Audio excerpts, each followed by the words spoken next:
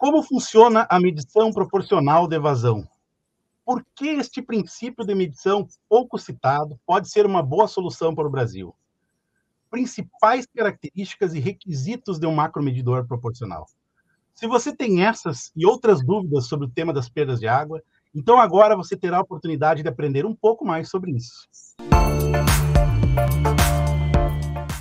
Olá, meu nome é Piero e esse é o Bate-Papo Perda Zero.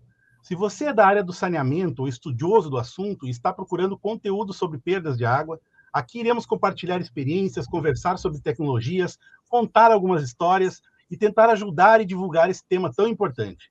A cada episódio, teremos a presença de um convidado que irá compartilhar conosco um pouco da sua história e também da sua experiência em alguns dos assuntos relacionados ao tema das perdas de água nos sistemas de abastecimento. Esperamos poder ajudar aqueles que também querem fazer diferença no saneamento e que trabalham para deixar um planeta mais sustentável para as futuras gerações.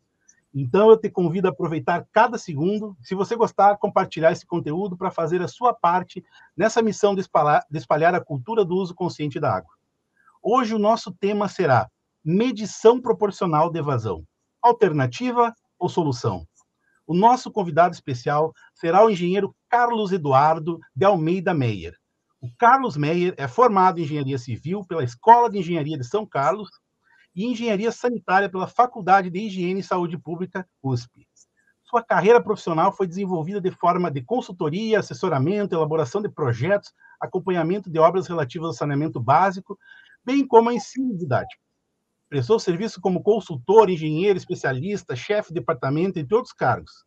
Seu primeiro trabalho profissional teve como chefe direto o renomado engenheiro Paulo de Paiva Castro, mentor dos estudos iniciais do Sistema Cantareira. O Carlos ainda atuou no Consórcio Nacional dos Engenheiros Consultores, na Comasp, Companhia Metropolitana de Água de São Paulo, na EPA, na Promon Projetos e no SAI, no Serviço Autônomo de Água e Esgoto de São Carlos.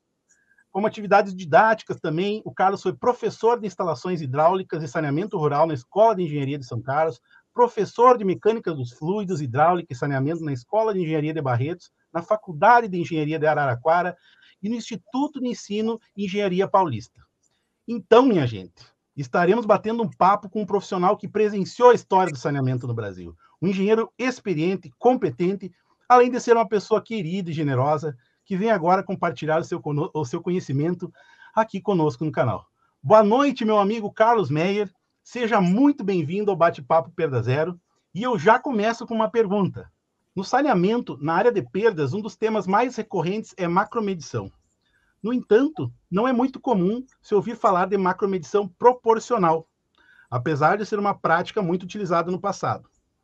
Ao longo da carreira, tendo me deparado com algumas dificuldades para implementar a macromedição, fui pesquisar sobre essa medição proporcional e me deparei com um artigo escrito pelo senhor.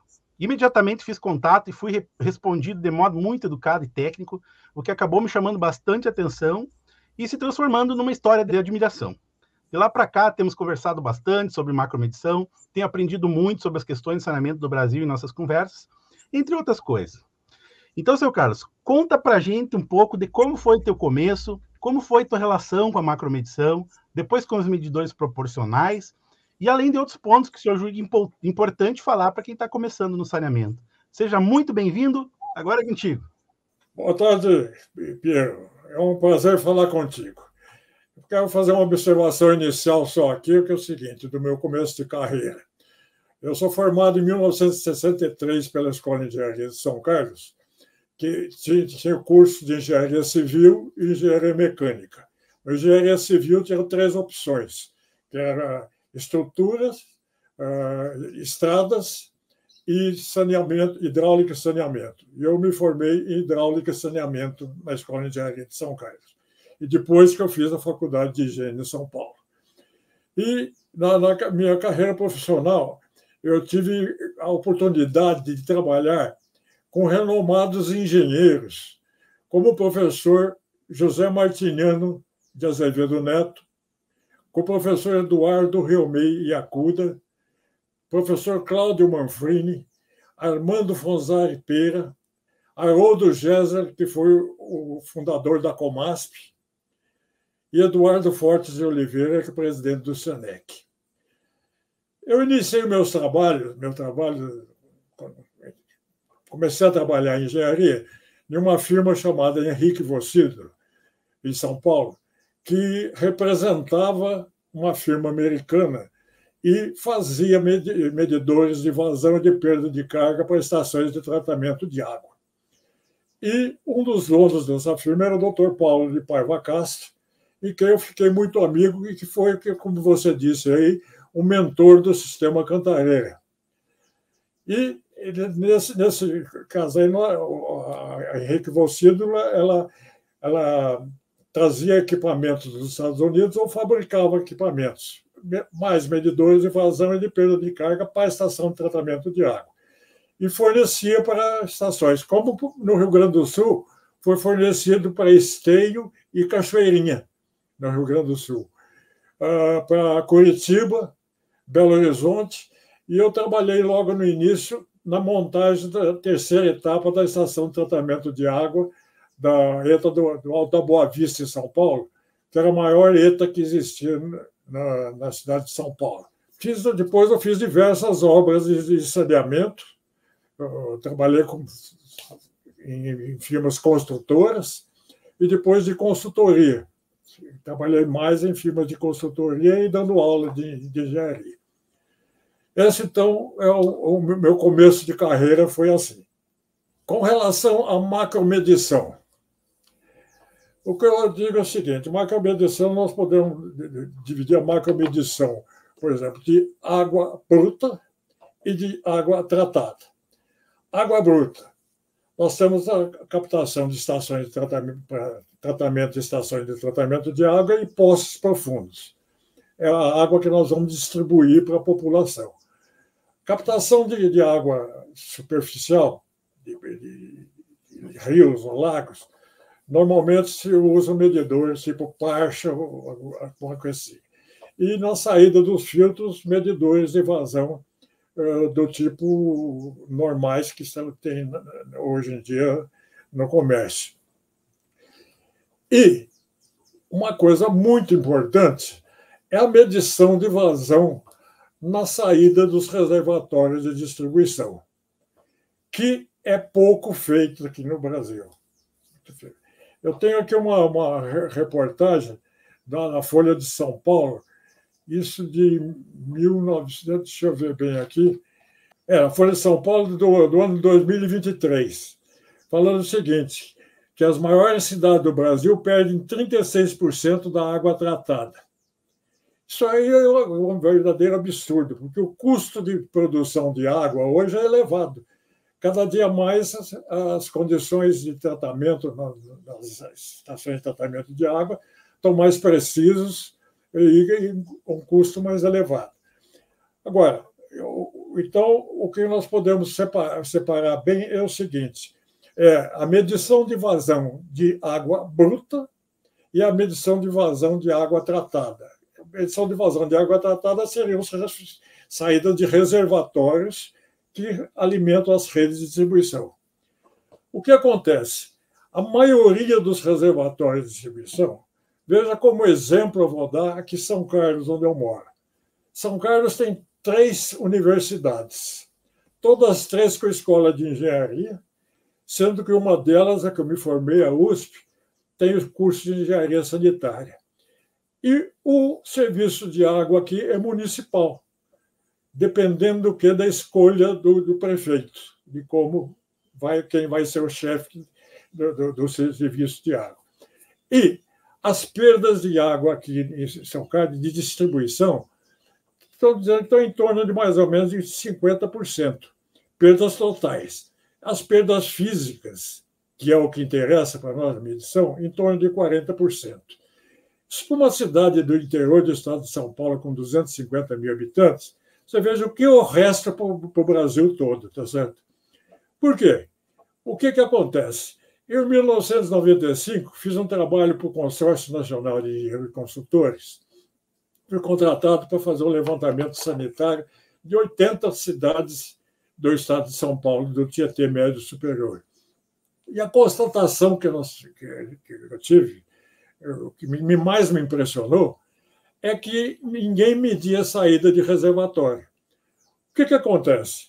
Você tem a medição de vazão da produção das ETAs e dos poços profundos que você distribui para a população. E tem as medições dos hidrômetros. O que acontece? O teu custo que você vai cobrar é feito pelas medições de vazão que você tem nas suas captações. E o teu recurso que você recebe são dos contribuintes. A perda fica com quem? Evidentemente com os contribuintes. Tá certo? Por quê? Porque não se mede a vazão na saída do reservatório. Aqui em São Carlos, só por exemplo, tem em torno de mais ou menos 40 reservatórios que não têm medição de saída de vazão. Por quê? Nesse estudo que eu fiz, nesse trabalho dessas 80 cidades, fui indagando em cada setor, cada cidade que ia, por que eles não tinham o medidor de vazão na saída do reservatório. E a resposta que eu obtive é o seguinte, que o governo até financiava a compra, porque eles eram caros, na maioria ainda naquela época eram importados, hoje já são fabricados no Brasil, mas são caros, bastante caros os medidores. E o governo financiava, só que não financiava a manutenção. Então, quando acontecia algum problema, parava-se a medição. Por que isso? Porque o custo da manutenção, do conserto do medidor é muito grande. Então, ficava-se sem medir a vazão. Isso que me deu ideia. Eu falei, por que acontece isso? Eu tenho que fazer alguma coisa do medidor. Fui pesquisar e eu vi os preços do medidor. Você pega um medidor eletromagnético, um medidor ultrassônico, são caríssimos. E a manutenção é muito cara. Eu tive, por sorte, consegui aqui um contato com a FAPESP, que é a Fundação de Amparo à Pesquisa, deram uma porcentagem, uma certa contribuição, que eu coloquei no SAI aqui de São Carlos, 3 medidores. Olha, melhor, em 3 saídas de reservatório, um de 150 milímetros, um de 100 e um de 75 milímetros. Coloquei um medidor eletromagnético e o meu medidor proporcional, que eu bolei, que é completamente diferente dos medidores proporcionais que tinham antigamente. Os medidores proporcionais que se fala antigamente era o quê? Era uma restrição que se fazia ao conduto em que se era colocado para criar uma perda de carga de tal maneira que, através de um tubinho colocado em paralelo, se colocava o hidrômetro e tinha uma proporcionalidade. Por isso era proporcional. O meu é completamente diferente. O meu medidor ele é colocado, feito num T de ferro fundido, nos diâmetros de 75 milímetros até 400 milímetros. Com o pescoço do T, ele é de 75 milímetros.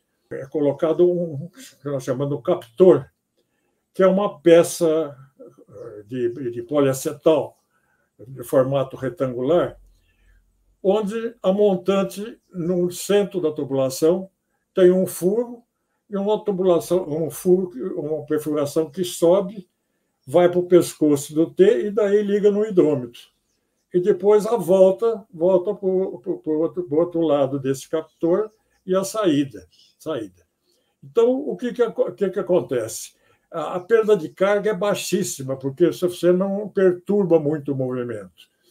O que acontece? O escoamento, chegando nesse captor, que quando eu ensaiei meus medidores na Unifei, em Itajubá, o professor Zulci gostou tanto que denominou de captor de Darcy Colley-Recknagel, esse meu medidor. Bom, eu aceitei, ele escreveu num livro, publicou tudo isso, foi ótimo os ensaios que eu fiz dos primeiros medidores. O que acontece? O escoamento de água, quando vem uma montante do T, ali que encontra o captor, nós temos praticamente um ponto de estagnação, em que a energia de velocidade vira energia de pressão. Com a energia de pressão, o líquido sobe pela tubulação dentro do captor e vai ao hidrômetro, que é fora do T. Daí passa pelo hidrômetro e, na saída do captor, a água saindo paralela ao captor, ela faz como se fosse uma sucção. Então, há esse movimento através do hidrômetro, passa no hidrômetro e sai. E existe, então, um coeficiente de proporcionalidade que é determinado através de experiência. Aqui em São Carlos, nesses três que eu coloquei, o de 150 milímetros, de 100 milímetros e o de 75 milímetros, deu um problema no medidor eletromagnético 75 milímetros. Tivemos que tirar e mandar consertar. O custo dele já foi um absurdo de custo de consertar esse equipamento. O meu medidor, tanto no de 75 como no de 100 até 400 milímetros, é sempre com o pescoço do T de 3 polegadas, 75 milímetros. Então, eu uso um hidrômetro de 3/4 de polegada em todos esses medidores. Aqui em São Carlos, eu iniciei fazendo com hidrômetro comum e comparava. Eu recebia os dados do SAI, tanto da medição do eletromagnético, em cada uma dessas experiências, e do meu medidor. No fim do mês, fazia a relação via a diferença que tinha entre um e outro. Praticamente, a diferença era mínima, era coisa em torno de 0,0 qualquer coisa por cento, tá certo? Agora, eu usava um hidrômetro comum e comecei a notar o seguinte, o que acontecia. A gente tem a impressão que a minha patente que eu tenho do medidor é medidor de vazão para água limpa, isenta de substâncias incrustantes, areia, limalha, etc. E a gente pensa que a água é limpinha, né? A mesma água tratada. E não é. A gente começava a notar que, com o passar do tempo, o coeficiente de proporcionalidade existente começava a se modificar. Por quê? Os hidrômetros têm um filtro de entrada que ia obstruindo. Por isso, eu passei para medidor ultrassônico agora. É mais caro. O ultrassônico, em relação ao hidrômetro comum, ele é quase 10 vezes mais caro. Mas a durabilidade dele é grande e a medição é muito mais precisa. Muito mais precisa. Com isso, a gente viveu o seguinte: não existe parâmetro comparativo entre o meu medidor proporcional e os medidores proporcionais antigos que existiam. Não existe praticamente comparação. Os antigos, o que tinham? Eles provocavam um estrangulamento na seção de escoamento da tubulação e, com isso, eles ligavam fora da tubulação um tubo de um diâmetro menor em que colocavam um hidrômetro e faziam uma relação, uma proporcionalidade. Completamente diferente da característica do meu medidor, tá certo? Só fazer um comentário. O senhor, então, através de um estudo que foi feito em cerca de 80 municípios, constatou que uma das grandes dificuldades que esses municípios tinham, então, era justamente não possuírem macromedição nas saídas dos seus reservatórios. A partir disso, o senhor foi fazendo uma entrevista aí com o pessoal da operação e tentando entender melhor por que todos esses municípios não tinham a medição da água que estavam distribuindo. Isso. E aí chegou na conclusão que um dos principais problemas era que, apesar deles conseguirem recursos para financiar a compra de macromedidores, os equipamentos na época eram muito caros e a manutenção deles não era financiável. Então, isso que acabava gerando problema. Eventualmente, alguns até compravam os equipamentos, mas na primeira manutenção que fosse necessária já era tirado de funcionamento e não voltava mais para a operação, vamos dizer assim. Perfeitamente. Isso foi gerando um déficit de medição aí da água tratada em todos esses municípios. Isso aí foi o que lhe motivou, que lhe acendeu a motivação de trabalhar e desenvolver um medidor que tivesse um custo mais acessível, nacionalizado e que tivesse uma possibilidade de manutenção mais flexível e financeiramente viável para o nosso país. E aí o senhor desenvolveu um medidor proporcional com uma tecnologia que é um pouco diferente do que se fazia no passado, que estrangulava a tubulação e se fazia uma espécie de arranjo para se medir com o hidrômetro. Faço um adendo, se me permitir, uma interrupção. Você falou com uma pequena modificação. Não, a modificação é muito grande. A diferença entre o meu medidor conceitualmente, e o medidor proporcional antigo é como o 14 bis e a aviação moderna, tá certo? O senhor desenvolveu esse equipamento, que é um medidor proporcional, com uma tecnologia inovadora ali, né, sem o estrangulamento da tubulação, e utilizando-se de hidrômetros velocimétricos inicialmente, e agora, num estágio mais avançado do equipamento, ele está utilizando hidrômetros ultrassônicos para baixas vazões, né? E aí, para fazer a leitura desse equipamento, a gente precisa ter um fator para adaptar a leitura do hidrômetro para o número real. Como é que funciona isso na prática hoje? O que acontece? A vazão que passa pelo circuito principal é igual um coeficiente K vezes a vazão que você mede no hidrômetro, no ultrassônico. Esse coeficiente K é que cada medidor você tem que determinar esse coeficiente K através de experiência de laboratório, tá certo? Que aqui eu fiz inicialmente na Escola de Engenharia de São Carlos, aqui, quando eu iniciei, só que eles conseguiam fazer, o laboratório de termodinâmica conseguia fazer até 3 polegadas. Aí eu fui para Itajubá, para a Unifei, onde foi recebido pelo professor Zulci, que era diretor da escola, e ele fez até de 200 milímetros para mim. Fez de 2 polegadas até 200 milímetros. Me deu os certificados, tudo. Agora, esse medidor, você começa a fazer o medidor, depois você vai melhorando com o tempo. O captor desse meu medidor inicial, ele ia até o centro da tubulação normal. Então, abaixo do captor, sempre tinha uma perturbação de movimento. Essa perturbação do movimento provocava, então, que o coeficiente K é um coeficiente bastante grande. Posteriormente, eu fiz com que o captor fosse até o fundo da tubulação, do T, que tudo é montado num T de ferro fundido flangeado, tá certo? Com o pescoço de 80. Então, o captor agora vai até o fundo. Se ele vai até o fundo, ele tem 3 centímetros de largura. A água passando pelos lados, ela não cria uma perturbação grande no movimento. Tanto é que a perda de carga nesse medidor meu é baixíssima, a perda de carga. Muito ao contrário do que eram os medidores proporcionais antigos, que você criava uma perda de carga alta para poder ter a leitura. No caso, a perda de carga é baixíssima, tá certo? Da mesma maneira, o coeficiente, o que acontece?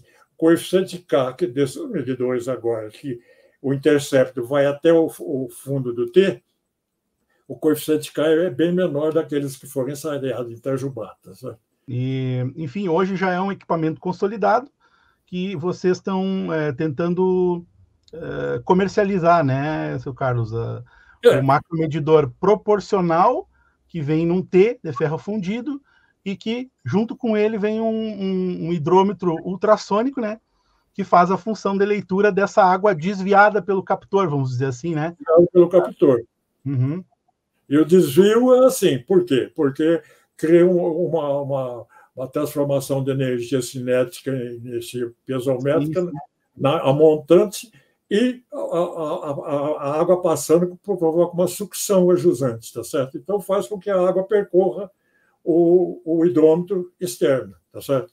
E nós temos feito isso aqui, já fizemos ensaio em laboratórios autorizados pelo Inmetro, a Metroval, que faz para a Petrobras. Tem um outro laboratório de São Paulo também que fizemos. Nós temos já o atestado para medidores de 200 milímetros e 150 milímetros. Conforme for, a gente vai fazendo para outros. Agora, Piero, a grande sacada disso tudo é o seguinte: os preços dos meus medidores, os menores, eu tenho 3 polegadas, o menor que eu tenho, tá certo? 75 milímetros, eu tenho de 75 milímetros. Em relação aos medidores ultrassônicos, o preço do meu é em torno de 70% desse medidor. Só que a manutenção dele é muito menor. Você aí vai crescendo os diâmetros da tubulação. Eu vou usando o mesmo ultrassônico de 3/4 de polegada, tá certo? Acontece que o custo, a diferença de custo, então, de compra, de custo de compra, vai baixando de eu chegar a 50% do preço do outro. Isso para a compra. Só que na manutenção é que a coisa influi, tá certo? Você vai fazer manutenção do quê? De um ultrassônico de 3/4 de polegada e que praticamente a durabilidade dele, segundo os fabricantes, beira em torno até de 15 anos. E a precisão, pelo que eu tenho feito aqui em São Carlos, os estudos, está ótimo. Tanto é que está sendo provado na Metrovalca, está dentro dos parâmetros do Inmetro, tudo. Mas eu sei que o problema que eu vou ter grande é com o Inmetro de como eles vão. O procedimento meu, se cada medidor vai ter que ser calibrado, se não, ou você calibra um diâmetro e esse diâmetro, de vez em quando, você faz um teste, alguma coisa. A montagem de fabricação, que eu não tenho recurso para isso, tá certo? Sim. Mas é uma solução muito boa para você medir saída de reservatório. O que você vai ter? Esse custo da água que vai para o bolso do consumidor é eliminado. Por quê? Porque você constata as perdas, tá certo? Então você vai ver onde é que tem perda, vai consertar, tá certo? Nas redes de distribuição, que é a perda física maior na rede, certo? Eu acho que essa questão da necessidade de se medir a água de saída dos reservatórios da estação de tratamento, acho que já é ponto pacífico. Acho que todo mundo já admite que realmente isso é o caminho, né? Todo mundo vai ter que um dia chegar nessa macromedição de 100%. A grande dificuldade, na verdade, sempre são essas questões de recursos, né? Porque a macromedição é normalmente cara, e tinha esse problema também da manutenção, né? Enfim, essa solução que vocês apresentam é realmente uma solução inovadora, né? E aproveitando, assim, esse gancho, né, dando continuidade ao nosso papo aqui, segue uma outra pergunta. Por que esse princípio de medição pouco citado pode ser uma boa solução para o Brasil, Carlos? Acho que é a continuação do que a gente já está falando, né? Mas em que aspectos você enxerga aí que isso é uma boa solução para o nosso país? Eu acho o seguinte, porque o que está acontecendo no país? A grande maioria tem cidades que tem 70%, 80% de perda d'água, tá certo? Mas essa perda d'água não vai para a companhia ou para o sistema de abastecimento de água, vai para os consumidores. Porque o que você faz? Você vê o teu custo de produção e vê o teu recebimento dos hidrômetros, tá certo? E o que você perdeu no meio vai o quê? Vai no bolso do consumidor, né? Não fica para quem fornece a água, mas fica para o consumidor. Então, os consumidores estão sendo prejudicados, correto? Sim. E isso, então, eu acho que... Por que isso? Porque os custos excessivamente altos, principalmente de manutenção do medidor, tá certo? Agora, por que você vai precisar ter um medidor na saída de um reservatório de distribuição que seja de uma precisão de 0,0 não sei quanto por cento, tá certo? Caríssimo, e que a manutenção dele é exorbitante, que o serviço público não pode. Eu acho que é uma questão de se equacionar dessa maneira. O que eu estou pretendendo fazer? Medir com custo baixo de aquisição e principalmente de manutenção. Ótimo. Os resultados que eu tenho tido aqui em São Carlos, eu recebo aqui, agora eu não estou recebendo mais, que mudou o pessoal lá, mas eu recebi os dados dos 3 reservatórios, tanto do eletromagnético que estava instalado, como do meu. Checava no fim do mês, a diferença, o erro proporcional era mínimo, coisa de casa de 0, qualquer coisa. Bom, a macromedição, obviamente, é um desafio, né? No que se refere à busca de excelência no saneamento e redução de perdas. Se a gente não sabe o que está produzindo com precisão, né? Como é que a gente vai saber o que está perdendo? Acho que esse é o resumo da problemática, né? Daí, dito isso, é fundamental que as empresas busquem adequar suas operações, né, com sistemas de macromedição apropriados. Mas daí vem o problema crucial, que historicamente o nível de investimento para se implantar e se manter os macromedidores, né, é muito relevante, né? Somado a outros fatores, né, isso leva as empresas ou a postergarem essa melhoria ou às vezes até implantarem e acabarem abandonando os equipamentos, né? Essa solução parece apropriadíssima, né, para esse caso aí que você coloca, principalmente nas saídas reservatórias. A gente vê que tem muitos materiais sobre macromedidores e macromedição, né, na internet, mas a gente não encontra muita coisa sobre macromedição proporcional, porque ela, em função daqueles primeiros macromedidores que eram feitos artesanalmente, aquilo foi meio que descartado como alternativa, né? E talvez seja um momento de se repensar isso em função do histórico do que tem acontecido com a macromedição no país, né? O seu ponto de vista é esse, assim, também, seu Carlos? Esse. O Pierre, eu falo, inclusive, assim, quando eu comecei a estudar isso daqui, eu recebi, pesquisando na internet, vi um artigo que tinha na Universidade de Santa Maria, no Rio Grande do Sul, uma tese de mestrado, em que uma engenheira fazia com um medidor proporcional. O medidor proporcional era o quê? Era uma válvula de retenção em que se fazia uma tomada montante e jusante, e nesse intervalo que a gente colocava o seu hidrômetro. Bom, é a mesma coisa do que acontecia nos medidores antigos. Você fazia uma perda de carga violenta. No meu, é completamente diferente. Perda de carga não existe, praticamente, tá certo? E você mede com uma precisão bastante elevada. Perfeito. Eu acho que, para isso daí, você tem os serviços públicos de água, vão ter uma maneira muito mais eficiente de diminuir ou localizar onde é que estão suas perdas físicas e tratar de consertar as perdas físicas. Certo? Quem inicia na área de perda, Carlos, sempre quer conhecer bem os elementos, né, os equipamentos, enfim, e ter informações exclusivas para tentar fazer isso sempre melhor e da maneira mais eficiente. Né?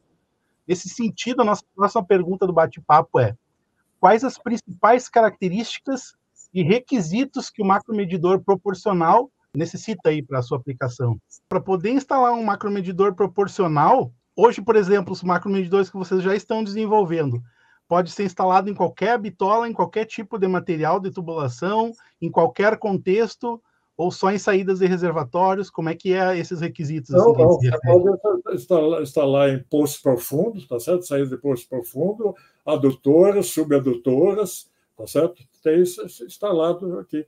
E saídas de reservatório, né? Mas sempre de água limpa, tá certo? Água limpa. Limite de bitola? Limite de bitola, por enquanto, nós estamos fazendo de 400 milímetros. É o T de 400 milímetros com pescoço de 75 milímetros.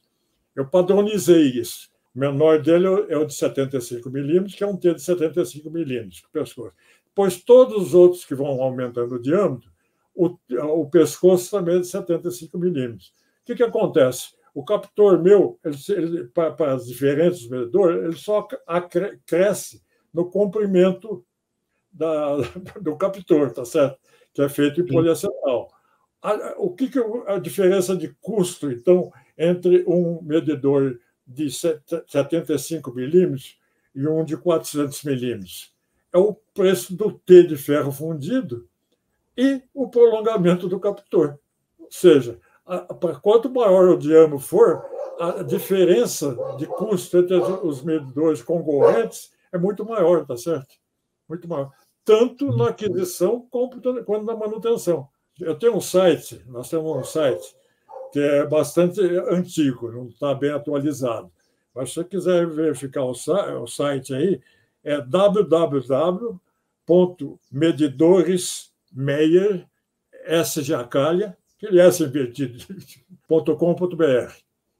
Nisso aí tem histórico, tem inclusive as experiências feitas em Itajubá, tá certo? Esses estudos de Itajubá foram dos primeiros medidores, que agora estão bem mais precisos do que os outros do começo. Evidentemente que você vai melhorando a qualidade. Né? Bem, estamos chegando ao final do nosso bate-papo com a participação do engenheiro Carlos Meyer.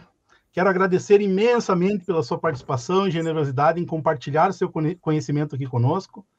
E também aproveitar essa oportunidade para pedir para o Carlos deixar sua mensagem final de motivação para as pessoas que estão nessa jornada das perdas de água, que é um grande desafio no nosso país, e é a jornada do saneamento, né? Muito obrigado. É contigo, Carlos. Pedro, eu que agradeço muito o seu contato comigo, tá certo? E toda a sua relação que você tem tido comigo, muito, muito, muito inteligente, muito objetiva, tá certo? E muito educada. Eu tenho que agradeço muito a você. E o que eu posso dizer é o seguinte: nós temos que controlar essas perdas de distribuição, tá certo? Porque essa perda de distribuição está indo para o bolso do contribuinte, tá certo? O que acontece? É um custo muito mais barato que nós temos do que está acontecendo. A restrição de ser colocado mais medidores em saída de reservatório para distribuição é o alto custo de aquisição e, principalmente, o alto custo de manutenção. E a dificuldade, porque você pega um medidor eletromagnético ou ultrassônico qualquer, para você fazer manutenção, você tem que tirar ele de onde está montado e mandar para a fábrica.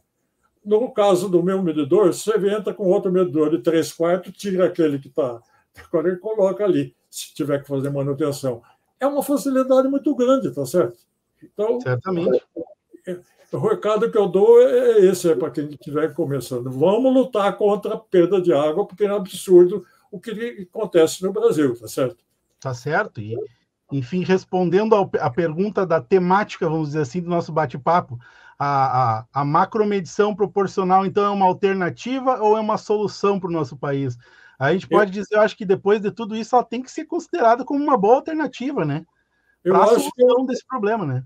No meu caso, é uma excelente alternativa, tá certo? Uma excelente alternativa para fazer.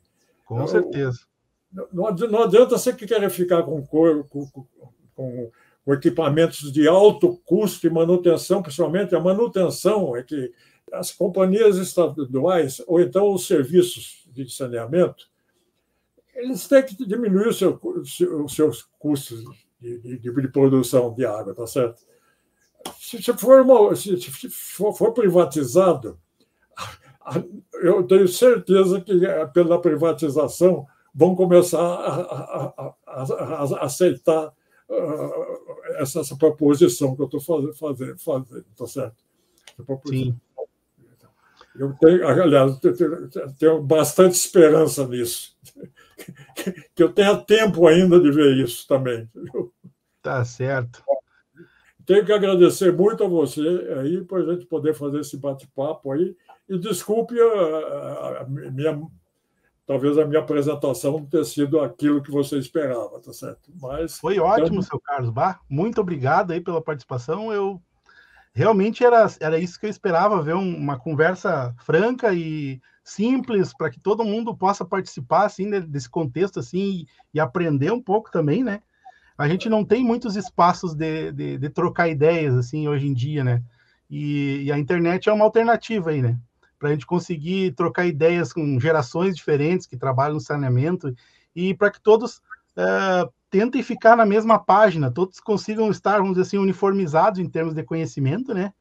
Para atacar esse problema aí que chega a ser vergonhoso para um país como o Brasil, né? Ter uma média de perdas na distribuição de água como a gente tem.